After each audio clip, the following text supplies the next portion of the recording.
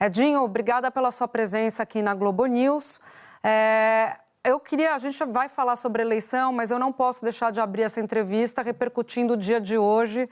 Muitas coisas acontecendo, um abalo na relação entre Brasil e Estados Unidos. Isso passa por aplicação de novas tarifas, passa pela discussão do BRICS, passa pela discussão da situação jurídica do ex-presidente Bolsonaro. E também tem um elemento aí que, tradicionalmente, o PT, na sua própria formação, no programa do partido, na visão do partido, melhor falando, tem uma resistência em relação aos Estados Unidos. O Otávio fala bastante sobre isso, uma visão mais à esquerda, resiste mais na parceria com os americanos do que talvez com outras nações. Como é que o senhor vê o dia de hoje, essa discussão, o estremecimento da relação dos dois países? Primeiro, muito obrigado, Júlia, pela oportunidade também. Minha saudação ao Otávio, Ana Flor. Olha, Júlia, eu penso que, na verdade, o presidente dos Estados Unidos, Donald Trump, ele faz uma manifestação pública de cunho político-partidário. Eu não tenho nenhuma dúvida que foi uma reação ao encontro dos BRICS. Nenhuma dúvida em relação a isso. E é uma resposta à agenda dos BRICS. Principalmente quando é tratado a necessidade de nós termos uma outra moeda para as transações comerciais entre os países que compõem o BRICS. Eu não tenho absolutamente nenhuma dúvida que o êxito da reunião dos BRICS, portanto, quando países importantes se juntam para dialogar sobre as relações internacionais, para construir alianças importantes para que os países em desenvolvimento, os países que estão buscando os seus espaços na geografia política mundial, esses países criam uma agenda própria, uma agenda que não tem dependência, com essa coisa impositiva dos Estados Unidos, com essa relação de submissão dos Estados Unidos. Eu penso que logo em seguida o Trump se posiciona politicamente porque o presidente Lula sediou a reunião dos BRICS. O presidente Lula faz uma fala que eu penso que politicamente foi muito importante no fechamento da reunião dos BRICS. E aí o Donald Trump se posiciona politicamente de forma partidária, o que não é correto. E eu não tenho essa concepção de que a relação do Brasil e Estados Unidos, a priori, é uma relação ruim. Eu participei da coordenação da campanha do presidente Lula. Eu vi de perto os diálogos que foram feitos quando os americanos eram governados pelos democratas. É bom nós lembrarmos que o presidente Biden foi a primeira liderança mundial a reconhecer a vitória do presidente Lula nas eleições de 22, num telefonema de muito reconhecimento do papel do presidente Lula, a liderança do presidente Lula. O Brasil, nas condições normais de um governo não autoritário, de um governo não retaliador, de um governo que não queira impor submissão, as relações do Brasil sempre foram relações construtivas com os Estados Unidos. O que eu penso é que o Donald Trump se posicionou de forma equivocada, ele não aceita que um bloco como os BRICS possa ter protagonismo, possa construir uma agenda própria, porque a concepção do Trump, as relações só são boas quando são relações de submissão ao governo norte-americano, o que é uma posição muito autoritária. Vou falar com o senhor novamente. Presidente, como é que o senhor vê as críticas da visita do Lula a Cristina Kirchner? Porque quando ele segura a placa Cristina Livre, ele está dizendo o seguinte, olha, eu estou opinando sobre um assunto que é de competência da justiça argentina. E quando Trump também vai à rede social e diz que Bolsonaro está sendo perseguido, ele também está opinando sobre uma questão que diz única e exclusivamente a justiça brasileira. Como o senhor vê essas críticas e o paralelo entre os dois casos? Eu penso que, Otávio, eu não estou aqui fazendo dois pesos e duas medidas, não. Eu penso que são duas coisas distintas. O presidente Lula, ele foi para a Argentina, ele cumpriu a agenda oficial, né? E a visita a Cristina Kirchner não estava na agenda oficial de governo, portanto, o presidente Lula também é um cidadão, ele tem o direito de visitar uma pessoa que ele tem afinidade, ele tem o direito de visitar uma pessoa que ele tem amizade. Eu acho que é muito diferente do que o presidente norte-americano, logo após a reunião de um bloco de países que buscam construir relações enfim, que têm projetos idênticos, que têm uma agenda idêntica, portanto, que é legítimo. Por que só é boa a relação de submissão aos Estados Unidos? Os países não têm o direito de construir seus blocos, de construir uma agenda própria. Os BRICS foi reconhecido pelo mundo todo. Todo presidente norte-americano reconheceu os BRICS. Então, acho que é muito diferente. Eu acho que foi um posicionamento de retaliação a uma reunião que foi feita de um bloco que busca construir uma relação econômica, uma relação de desenvolvimento, né, uma agenda econômica de integração, né, que efetivamente não é aceito pelos Estados Unidos. Mas o raciocínio do senhor de que o Lula foi numa agenda pessoal e não de chefe de Estado também não serve para Trump? Ele não poderia argumentar que está dando uma opinião como cidadão em sua conta pessoal na rede social? Não vale para os dois casos essa desculpa? Não, mas aí a embaixada norte-americana se posiciona... A embaixada é outra coisa, isso eu concordo. Mas eu estou falando do Trump e do Lula. A embaixada norte-americana se posiciona, então eu acho que foi um equívoco, eu não tenho nenhuma dúvida que foi um equívoco. Edinho, boa tarde, parabéns pela eleição. O que a gente tem visto ultimamente é o presidente Lula numa guinada ainda mais à esquerda. O próprio PT também. A gente viu aí nos últimos dias uma campanha em rede social que coloca de volta o nós contra eles. E isso vai na contramão do que Lula prometeu quando venceu aquela eleição, né, quando fez sua campanha de 2022, que era fazer um governo de frente ampla. Além disso, a gente sabe que no Brasil ninguém ganha se não conseguir juntar o centro numa campanha, enfim, na vitória. O que eu queria lhe perguntar é como é que fica essa articulação daqui até o ano que vem. Trabalho que o senhor vai ter à frente do PT, trazer uma parte do centro, pelo menos, para a campanha de Lula, e se há como Lula voltar a tentar abarcar o centro, já que é algo que ele não fez depois de 2022. Olha, Ana, primeiro, eu penso que nós temos que contextualizar as condições em que o governo se posicionou no diálogo com a sociedade em relação à reforma tributária. O governo abriu, na verdade, um processo de diálogo com o Congresso Nacional em cima de um decreto de reajuste de uma taxa, né, que, inclusive, no governo Bolsonaro era de 6%, né? O IOF era 6% do governo Bolsonaro. O governo presidente Lula manda um reajuste, né, porque no final do governo Bolsonaro teve uma redução, estabelecendo 3,5% e abrindo diálogo com o Congresso Nacional. O governo se reuniu com os presidentes das duas casas, abriu diálogo com os líderes e, de forma abrupta, esse processo de diálogo ele é rompido e é encaminhado uma votação, né, impondo uma derrota ao governo. Evidente que, na minha avaliação, o Congresso Nacional ele fez uma leitura errada do processo, deveria ter mantido o diálogo, deveria ter feito os ajustes necessários do IOF, da tributação das BETs, das transações financeiras não tributadas. Enfim, abre um processo de diálogo se tem ali alguma divergência. Não interrompe o diálogo. Quando interrompe, claro, não coube ao governo, não tinha outra saída ao governo a não ser abrir o diálogo com a sociedade. Portanto, o governo reagiu.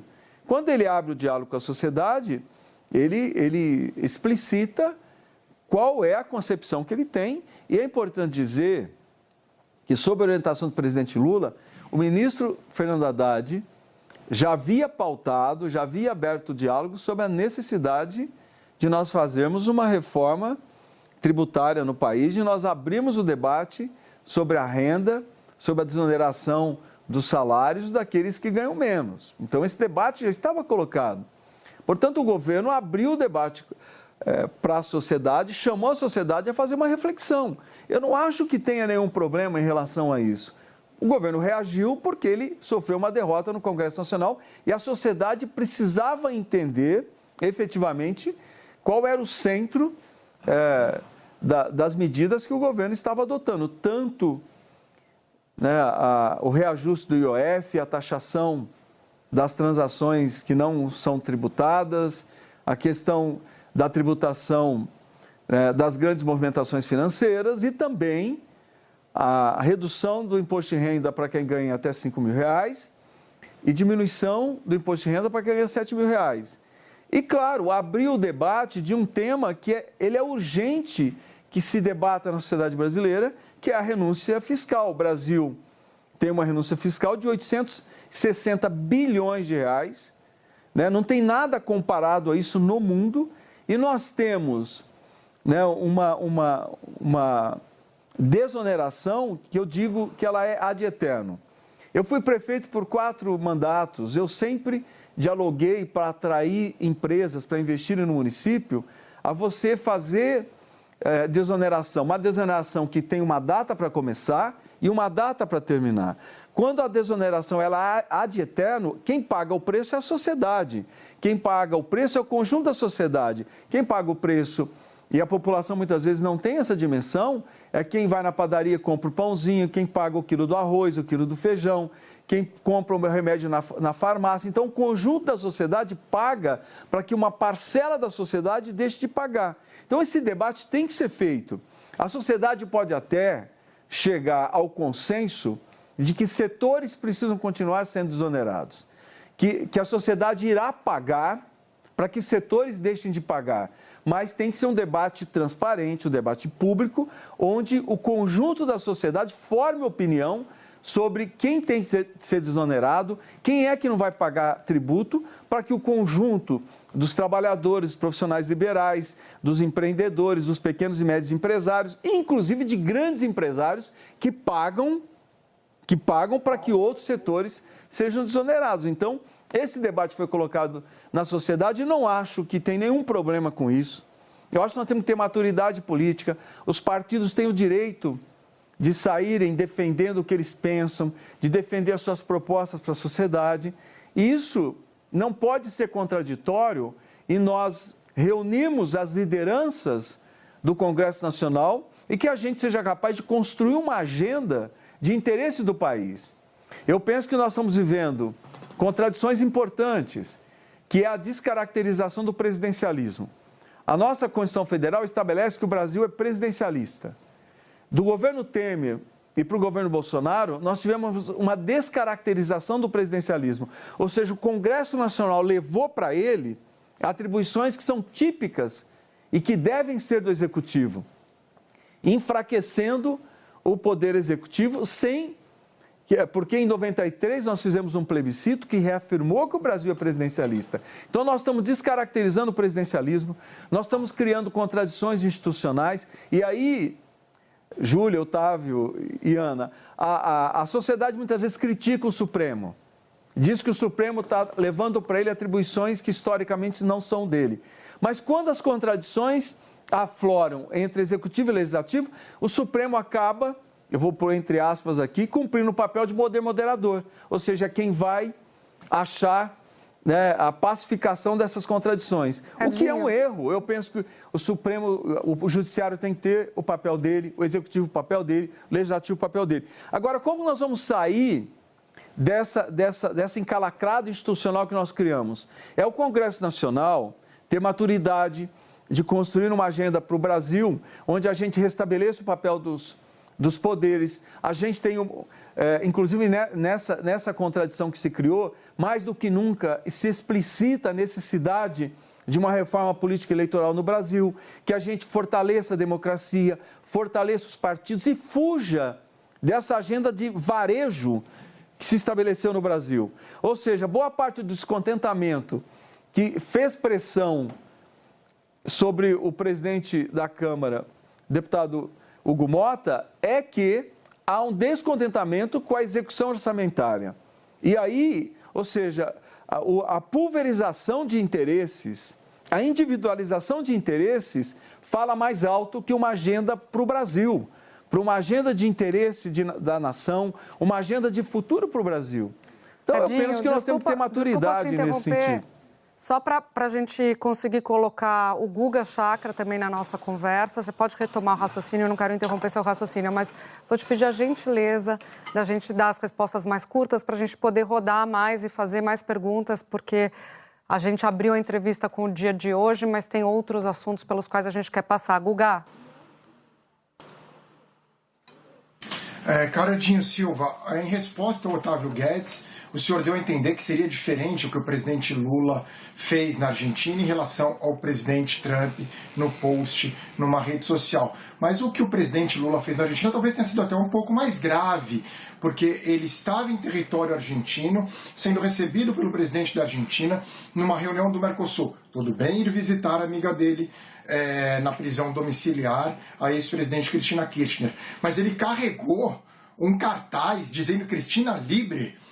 Cristina livre, quer dizer, ele desrespeitou a justiça da Argentina, a soberania argentina em território argentino. Isso não é mais grave do que, o que também é grave, mas da declaração do presidente Trump numa rede social. Eu queria entender aonde está a questão pessoal de segurar um cartaz na Embaixada do Brasil com os dizeres Cristina Livre, uma política argentina condenada por corrupção pela justiça da Argentina, que é um país parceiro do Brasil de uma democracia. Olha, Guga, eu quis fazer aqui uma diferenciação, porque o presidente Lula... e nós podemos ter divergência, não tem problema nenhum em relação a isso. Na minha avaliação, o presidente Lula, ele estava numa visita de caráter pessoal, né? Ele não estava cumprindo a agenda oficial, né? Ele foi visitar uma pessoa que ele tem afinidade, que ele tem uma relação pessoal de décadas. Então, eu penso que é muito diferente de uma manifestação, né, que, na minha avaliação, é um posicionamento em decorrência do encontro dos BRICS. Eu não tenho nenhuma dúvida em relação a isso. Quando tem um posicionamento, inclusive, né, onde o presidente Lula explicita a necessidade de nós termos outras formas de balizarmos as relações comerciais entre países. Portanto, nós temos o direito de diversificar, né, esse balizamento, né, a forma como as relações comerciais têm que se dar imediatamente. É bom nós recuperarmos. O Donald Trump se posiciona contra, ou seja, só vale aquilo que os Estados Unidos estabelece. Ou seja, as relações comerciais só podem se dar no patamar estabelecido pelos Estados Unidos. Nenhuma outra alternativa pode se dar. Nenhum país, nenhum bloco pode criar algo alternativo àquilo estabelecido pelos Estados Unidos. E logo em seguida, ao posicionamento que ele fez em retaliação, inclusive ameaçando criar tarifas se os países aderissem a outra moeda. Isso é grave, isso é de uma gravidade absurda, é o desrespeito à autonomia dos países, é o desrespeito à formação de um novo bloco. Ou seja, ninguém pode sair da relação com os Estados Unidos. Se alguém criar alguma alternativa aos Estados Unidos, isso vai ser retalhado, vai ter taxação e logo depois ele se posiciona politicamente. Então, eu não tiro do contexto. Eu acho que a gente tem que analisar no contexto. E é nesse sentido que eu estou dizendo. Aí a embaixada americana se posiciona em território brasileiro. Vai me desculpar. Eu acho que é uma afronta e, na verdade, é um posicionamento autoritário que ele não está fora de contexto. É o mesmo presidente que persegue imigrante, é o mesmo presidente que exigiu que a prefeita de Washington apagasse das ruas de Washington a frase "vidas pretas importam". Então, é um posicionamento de um presidente autoritário, na minha avaliação, o maior líder fascista do século XXI. Guga, você ia falar? Isso é uma declaração muito forte, hein? Dizer... Não, uma declaração muito forte, mas enfim, isso tudo são críticas ao Trump. A visita do presidente Lula a Cristina Kirchner é uma coisa, o presidente Lula carregou um cartaz na Embaixada do Brasil, já não era mais a visita a Cristina Kirchner, já estava longe em Buenos Aires, ainda na Embaixada do Brasil em Buenos Aires, um cartaz Cristina livre, ferindo a soberania argentina e desrespeitando a justiça da Argentina, que condenou, uma democracia que condenou a Cristina Kirchner por corrupção. Isso não tem nada a ver com amizade. A amizade é a visita, não carregar um cartaz pedindo a liberdade dela. Em relação ao Donald Trump, tem 1000 críticas a se fazer ao presidente americano, mas eu avalio que isso daí tentar desviar do assunto de que o presidente Lula desrespeitou a soberania argentina em território argentino também. E essa declaração, eu queria que se pudesse se aprofundar, se o senhor considera, então, o presidente Trump o maior líder fascista do século XXI. Guga, se o senhor pudesse se aprofundar. Um líder do tamanho do presidente dos Estados Unidos, que tem uma posição racista, de obrigar o prefeito de Nova York a pagar uma frase, inclusive, que denuncia um crime de racismo nos Estados Unidos. Né? O presidente que algema um adolescente brasileiro porque ele é filho de imigrante, um presidente que deporta imigrantes algemados para El Salvador, um presidente que persegue imigrantes em território americano, um presidente que se solidariza com a primeira-ministra assumidamente fascista na Itália, um presidente que manda seu representante dialogar com os nazistas na Alemanha. Esse presidente, para mim, ele tem um posicionamento político que se identifica com o fascismo, portanto, ele expressa o pensamento fascista no século XXI. Edinho, queria Essa é uma opinião pessoal do senhor, Júlia? É a posição pessoal minha, o PT nunca deliberou sobre isso. É a posição pessoal minha, o partido nunca deliberou sobre isso, mas é a minha posição. Deu, Guga?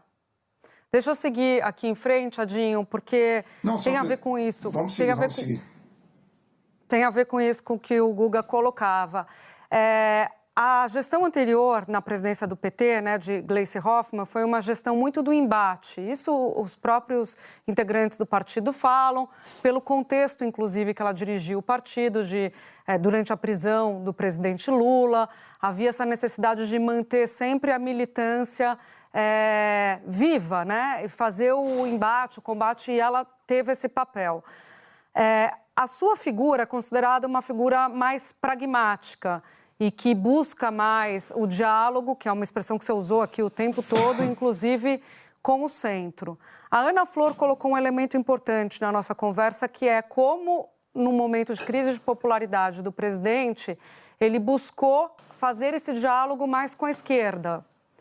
E aí a minha pergunta para o senhor é, em que momento que o governo ou o PT vai buscar o diálogo ou aprofundar o diálogo com o centro, sendo que o centro é quem vai dar a vitória para o próximo presidente, e foi o centro que também apoiou Lula e o ajudou na vitória de 2022, e adotar um pragmatismo também nesse diálogo, inclusive um pragmatismo que passa por esse ponto que a gente está falando agora, a relação com os Estados Unidos.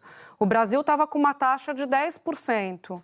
Agora, no embate com os americanos, muito provavelmente, talvez a gente tenha uma taxa aumentada. Não necessariamente, não sabemos ainda qual que é a razão, se é BRICS, se é discussão política, mas o fato é, a gente pode ter uma taxa maior. O que a gente ganha com isso? Ô, Júlia, nós somos uma nação, Júlia.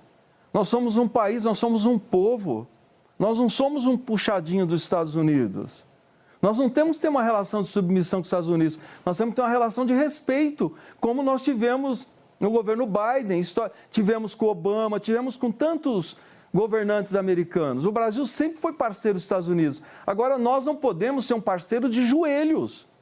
Nós não podemos ser um parceiro submisso.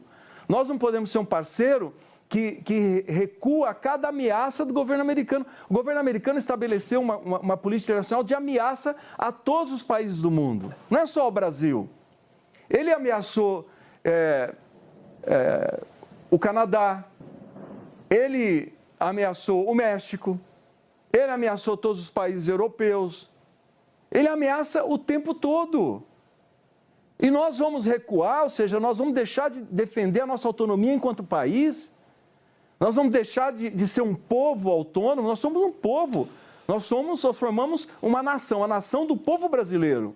E nós temos que nos posicionarmos enquanto nação. Relação de respeito aos Estados Unidos, relação de respeito à comunidade europeia, relação de respeito a todos os nossos parceiros e a todos os países. Mas relação de submissão, não. Nós não podemos ter uma relação de submissão. Agora, o governo do presidente Lula foi o governo que criou as condições para que a economia crescesse, que a gente tivesse crescimento estável na economia, que nós tivéssemos a menor taxa de desemprego da história do Brasil, né, que o país tivesse previsibilidade, estabilidade. Então, eu penso que é um governo de muito diálogo. Nós estamos dialogando para a gente criar uma agenda, aí eu falo enquanto PT, que a gente tem uma proposta de segurança pública para nós apresentarmos para a sociedade brasileira, que nós tenhamos uma proposta em relação à transição energética, que a gente reconheça a urgência climática, ao contrário do governo americano, que não reconhece a urgência climática, que não quer fazer transição energética. Nós queremos dar exemplo para o mundo de produção de riqueza sem destruir a natureza, de sermos um país capaz de produzirmos energia limpa. Né? Eu penso que nós temos que dar exemplo de como fazer transição energética, e nós temos condições de fazer tudo isso. Né? Então, capacidade de dialogar com agendas do centro, de nós provocarmos justiça tributária para o profissional autônomo, para o pequeno, para o médio empresário, de pensarmos a justiça tributária, inclusive em relação a uma parcela do grande empresariado brasileiro. Então, a agenda existe e o governo presidente Lula é um governo de diálogo. O governo presidente Lula reagiu porque foi imposto a ele uma derrota no momento de diálogo. Você não pode chamar alguém para conversar e no meio da conversa você ser agressivo. Não existe isso. O diálogo ele tem que ser construído entre as partes. Se o presidente estava conversando com o Congresso Nacional para acharmos o ponto de equilíbrio de uma matéria importante para o Brasil, que eu acabei de falar agora há pouco, que é nós provocarmos justiça tributária, nós acabarmos com os privilégios. Nós não queremos um país de privilégios, nós queremos um país de igualdade de oportunidades. Se nós estamos dialogando nesse sentido, como que você põe a matéria para votar? O erro não foi do governo, o erro foi do Congresso. Agora, isso vai interromper o diálogo? Não. Nós temos condições de retomar o diálogo? Sim. E eu penso que é o que nós temos que fazer agora. Presidente, são duas perguntas numa só. Como equilibrar um discurso antissistema sendo sistema? E como evitar que a discussão sobre o Congresso, né, o avanço do Congresso sobre prerrogativas do Executivo descambe para a antipolítica? Eu vou explicar rapidinho. Nas últimas semanas, com a história de taxar bilionário, bets e bancos, o PT reencontrou com um discurso antissistema. Só que hoje o PT é o status quo, ele é o sistema. Né? Esse discurso é da extrema-direita, né? O eleitor identifica como a extrema-direita antissistema. Então, como é que você equilibra? Por exemplo, o Boulos, você não tem que responder pelo Boulos, não é do PT, mas é um aliado, cotado para ser ministro, incentivou, comemorou a invasão de um banco, né? A ocupação de um banco. Era um banco que pagava imposto, não estava nem metido nesse projeto. Mas, ou seja, como é que você é governo, pega o telefone, conversa com a Febraban, conversa com a Câmara, mas ao mesmo tempo quer ser antissistema e faz uma manifestação de militante ali? E como é que também essa discussão sobre justiça tributária, que faz parte do jogo político, o avanço da Câmara sobre atribuições do Executivo, faz parte do jogo político, não descambe para a antipolítica, de Congresso inimigo do povo e Congresso da mamata? Olha, Otávio, eu não penso que o governo quis se caracterizar como antissistema. Eu penso que o governo sofreu uma derrota diante de um processo de diálogo que foi interrompido. O governo quis dialogar com a sociedade para explicar qual foi o discurso das lideranças do Congresso quando impuseram a derrota ao governo. Aumento de tributo, não. O governo teve que explicar que não era aumento de tributo. Teve que explicar que não. Primeiro, esse discurso nunca foi usado no governo Bolsonaro quando era 6% IOF. Nunca foi usado. Então, Edinho, desculpa te interromper, informação que acaba de chegar, informação que acaba de chegar, Trump anunciou na rede social dele tarifa de 50% para o Brasil, anúncio feito pelo presidente dos Estados Unidos, que pega o Brasil, que estava com uma das taxas mais baixas na guerra tarifária imposta por Trump, 10%, chega a 50%, anúncio feito há pouco pelo presidente dos Estados Unidos, que disse mais cedo na Casa Branca que o Brasil não estava ajudando os Estados Unidos. Ontem reclamou do BRICS, disse que havia uma tentativa de acabar com o dólar, que o dólar é rei ainda, e agora, portanto, Trump anunciando uma tarifa de 50%. Edinho, você dizia que o Brasil não pode ser submisso, mas a gente tem um comércio, existe uma importância com os Estados Unidos comercial, evidente, nós vendemos para lá, a gente tem uma pauta de exportação relevante, a gente vende celulose, a gente vende aço, a gente vende óleo. Como é que a gente pode reforçar o diálogo para evitar que a situação chegue nesse patamar que chega agora com 50% de alíquota? O Brasil perde, não é uma questão de submissão ou não, é uma questão de como isso nos afeta e como a gente vai perder, a economia perde e acaba entrando numa situação ruim, grave. Olha, Júlia, é o que eu dizia há pouco. É a forma como o Trump se relaciona com o mundo. É a forma como ele estabelece as relações comerciais, que, na verdade, hoje você não banaliza mais a guerra bélica, né? Você utiliza a guerra econômica. Ou seja,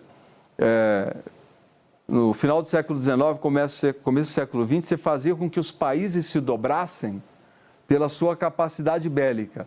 Hoje, você quer fazer com que os países aceitem de forma impositiva, de forma autoritária o que você pensa na guerra econômica, utilizando as tarifas. Foi usado tarifa contra a China, foi usado tarifa contra o Canadá, foi usado tarifa contra a Comunidade Europeia, foi anunciado tarifa contra o México. Ou seja, o mundo tem que se dobrar à vontade norte-americana. Nós temos que debater isso. Não é o Brasil debatendo só com os Estados Unidos, temos que debater isso do ponto de vista da organização mundial. De que forma que o mundo vai lidar com um presidente que ou os países se submetem ou ele taxa os países. É uma postura autoritária. Eu acho que nós temos que ter tranquilidade diante desse anúncio do Donald Trump. Eu acho que não temos que sair reagindo de forma abrupta. Agora, volto a te dizer, nós somos um país, nós somos um povo, nós somos uma nação.